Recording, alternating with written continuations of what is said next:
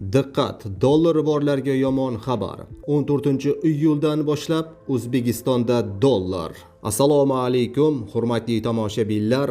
O'zbekiston va jahonda sodir bo'layotgan eng so'nggi va dolzarb xabarlarni o'tkazib yubormaslik uchun hozirroq like tugmachasini bosib, kanalimizga obuna bo'lishni unutmang.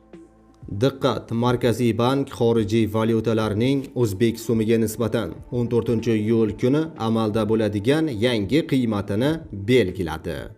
Unga ko'ra Rossiya rubli 0.19 so'mga tushib 157.13 so'mni tashkil etdi. Yevro kursi 24.14 so'mga oshib 13.824 so'm bo'ldi. AQSh dollarining kursi 16.89 so'mga ko'tarilib 12.092 so'mni tashkil etdi, deyiladi xabarda. Hurmatli tomoshabinlar, so'nggi xabarlarni doimo kuzatib borish uchun like tugmachasini bosib, kanalimizga obuna bo'lishni unutmang.